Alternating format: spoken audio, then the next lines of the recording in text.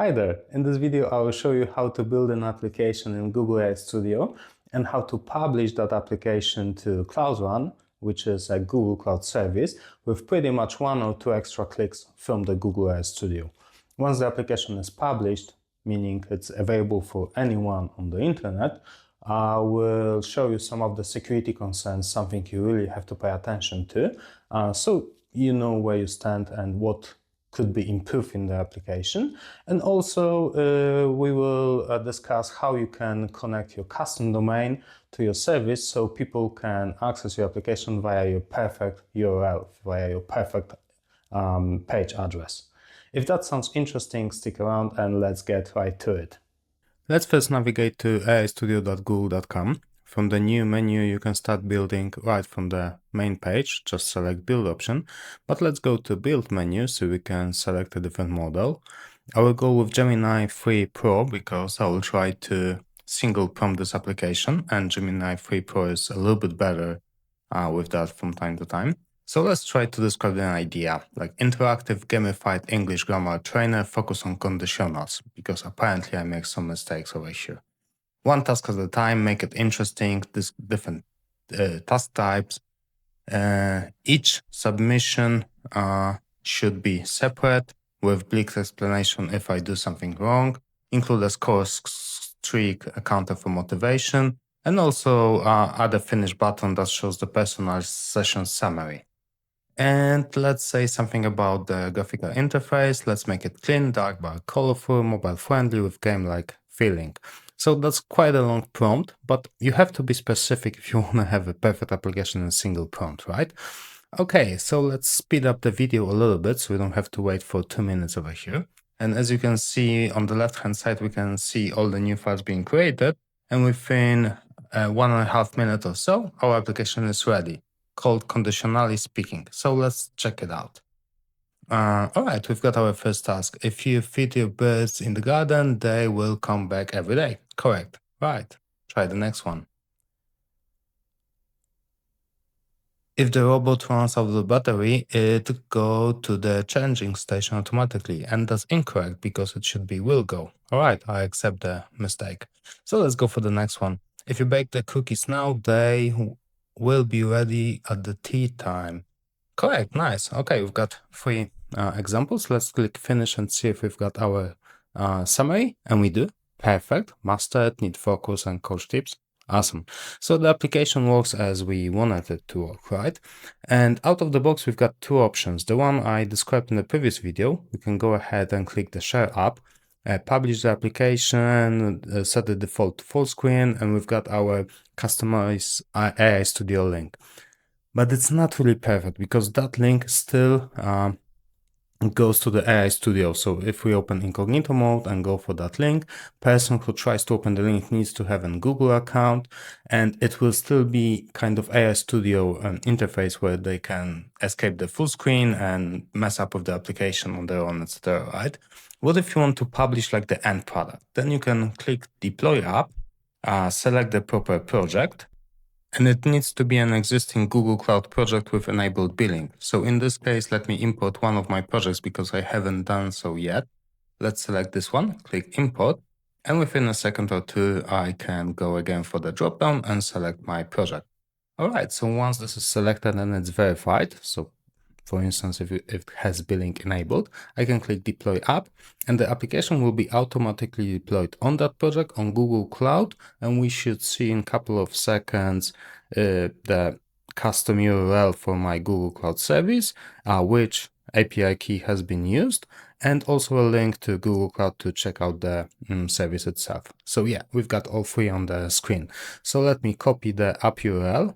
Let me also open the Google Cloud link in the new tab because we are going to use it a bit later, and let's test out the application. So let's paste the application URL, and yeah, that's our Conditionally Speaking application. So let's give it a quick test. If you mix red and white paint, whatever, let's go for finish and see if that works. In the meantime, let's open the incognito mode and see that it also works for everyone else. So we do not need any authentication, right? The application is open for everyone right now. As you can see, this is from incognito mode. And it also works correct, right? We can select one of the options, click submit, and hey, that was a good option. Nice, good shot. All right, so let's close the incognito mode and let's go back to our Google Cloud. So that's the conditionally speaking Cloud Run service that Google AI Studio created for us. It is deployed in US West 1 region, and I think that's the default one right now. I don't think you can change it by default, at least not from the Google AI Studio perspective. Let's navigate to load balancers on my projects because I already have created a load balancer with the custom domain. Because now I want to show you how you can change this kind of ugly looking URL to your custom domain. So I already have here a please work load balancer that is connected to my custom domain called pleasework.pl. And it just say, oh, hi there, nice to meet you. And if you wonder what that is, let me go back to all of my Cloud Run services, and I've got one called hello. And if we go for hello, we can actually see this is a very simple container with HTML file that says exactly that. Oh, hi there, nice to meet you. So I use that as a placeholder on my already existing load balancer. So now we want to switch the load balancer backend to our newly created application from the Google AI Studio. So let me go for the backend configuration. Let's go for our network endpoint group. Let's edit that. And let's edit our backend with choosing create service network endpoint group. Let's give it a name. Let's call that conditions net group or NEG, network endpoint group. You have to select the region, but there's a good trick. If you don't remember the region, just go for the Cloud Run. You should see all your Cloud Run services and find the one you need, and you're gonna see the region. So in this case, this is US West 1. So let's go back to this field set US West 1. And now we can again select the proper service, conditionally speaking. Click create, update the backend, update the whole configuration for the external application load balancer. And this update will take a couple of minutes. I mean, the load balancer will update with like half a minute or so. But before the changes on the endpoint group is applied, so before we see the new service under our custom domain, it usually takes a bit longer, like 5 to 10 minutes. So let's talk security for a second. Let me navigate back to the application we published, fire up DevTools, reload the page, and once we click Start Thinking in our application, it actually calls generative AI model for the new task. Let's see what's going on in the DevTools. So once this is loading, let's maybe let me resize the window of the DevTools so you see it a little bit better. But once this is loading, we should see the call to the AI model. So let me try to find it. Maybe let's navigate to fetch XHR. And yeah, there it is. Gemini 3 Flash preview has been called. So let's see what's going on with the API key because we need API key to make the call, right? So thankfully, as you can see, it says unused placeholder for API key. And there is a really good article on Guillaume's blog that explains exactly how Google AI Studio securely proxies Gemini API requests when you deploy the application to Cloud Run. I really recommend reading the article because it explains the details. I will put the link in the description, but let's go back to the main video. This is great, right? We are not exposing API key, but there's one more thing I want you to take a look. If we navigate to console, we can try to call the generative AI model directly from here via our application. So let me allow pasting and let's paste the fetch command I prepared. In this case, we are calling Gemini 3 Flash Preview, asking how to cook an egg in form of a poem. And as you can see, sending this via console, obviously without API key because it is being done by the same logic that is already implied in the application, we can see that this actually went through. And I do have some issue finding the answer, but if we go for candidates, contents, parts, we can see it over here. So set a pun upon a glow, etc., etc. So we've got our poem. And unfortunately, there is more because by default, the application doesn't check which generative AI models can be called and which cannot. So in this case, I will do another call, and that time I'm calling Gemini 2.5 flash image, which is Nano Banana, asking it to create a picture of Nano Banana dish in a fancy restaurant with a Gemini theme. And within a couple of seconds, once we send that via console, we can see this is transferred to via service worker to actually calling the right API, and we got the answer as well. So in candidate 0, we've got the text response, which probably says with part 0, here's a picture of Nano Banana dish, and in the next part, we actually have the image object. So this also succeeded. So you have to pay attention to that. If you deploy AI-enabled application outside, right out of the box, you have to take care of securing that. So either add some authentication levels or authentication options so you know exactly who access the application can control that, or change the code to block the calls to other models besides the one you actually are using. So how to secure Cloud Run with proper required notification screens, etc. You can go to the Secure tab, but it's getting a little bit more complicated to do so. So maybe I'll create another video to give you step-by-step instructions with identity hour proxy and other options as well, right? But in the meantime, let's check if Please Work PL is already working. So if our load balancer that I updated around 5 minutes ago is working. Not yet, so let's give it another minute or two. So maybe in the meantime, let's talk about custom domains. So how can you attach a custom domain to Cloud Run? There are 3 basic options. The first one is map the custom domain using global external application load balancer, and that's what I'm doing right now. Second one was Firebase. Let's ignore that for now. And the third option is attach the domain straight to Cloud Run, which I like, but this one is in the preview. But it's very simple. So in the Cloud Run, you can go for the domain mappings, and you can see I already have one of the domain mapping created. So let's create another one. So for the Conditionally Speaking, let's select different domain because that's used for the load balancer. Let's go with this questai.pl, and let's specify a subdomain because the main one is already pointing to something else. So let's click continue.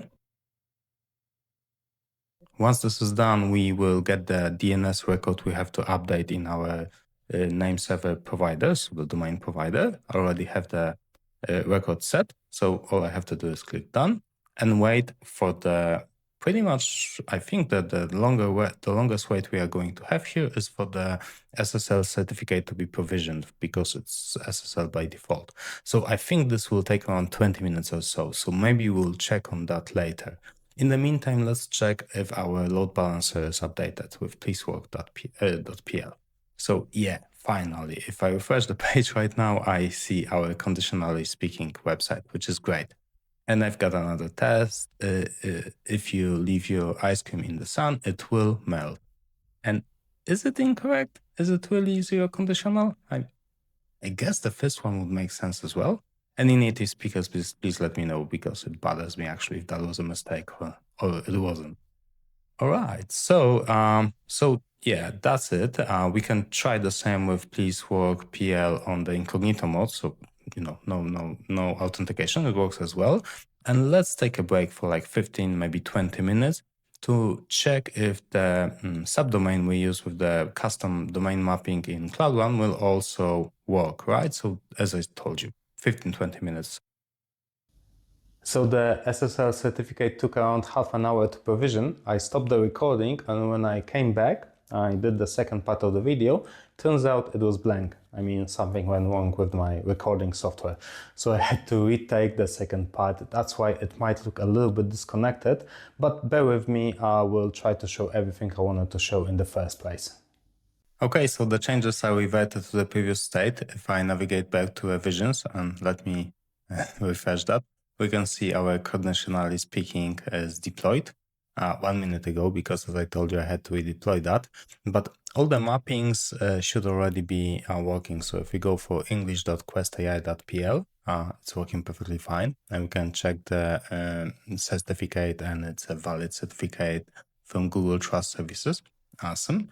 And if we go for the other domain, pleasework.pl, that should also work, and it works perfectly fine with also a valid SSL certificate, also from Google Trust Services. All right, perfect. So what else we can do? We can go back to AI Studio and try to change something. As you can see, previously I was changing that to Groovebox-like theme, but let's do something else now. Let's change the background to more neon-like, like cyberpunk theme for all the pages, right? And yeah, so quick prompt. Let me fix the typo, hit send, and that will take a while. So you can observe the time over here. I will speed up the video a little bit so you don't have to look for that screen for 2 minutes. But within a minute or so, or maybe a bit longer, the page should be updated or the application should be updated. And as you can see, completely different look, conditionally speaking, the same name, etc. And it looks nice, right? But important for you is understand that I only updated the AI Studio, right? So if I go back to my domain, to my cloud one, it's still the previous version. But I can actually in AI Studio use the same deploy app button. It will recognize the app is already deployed, but I can click the redeploy app, which will put a newer version of the application, so the current AI Studio version, and it will update the cloud one, which is pretty cool because now after 20 seconds, if I check my, let's call that production ready link, I already have an updated version. And what's even cooler, in the Google Cloud One, you can go for the service, you can go for revision, and you can see a new revision. So if something went back or if something went wrong, you can very easily revert to the previous version with, manage traffic and just put all the traffic to the previous version. And just like that, within a few seconds, your production ready application is, reverted. All right, so before I wrap up, let me delete the service because, I don't need that after this demo. And by the way, regarding the black and white background, recently Google Cloud finally released the black theme, so you can change it to black or white, whatever you prefer. And obviously, once the service is deleted, the page doesn't work. The other link also doesn't work. And if I go back to AI Studio, obviously in AI Studio, the application still works, right? Because all I removed was the service in Google, Cloud Run, Google Cloud Run. Even here, if you want to deploy it again, you can click deploy app. It should recognize there is no app deployed and give you an option to deploy it again if you wish to.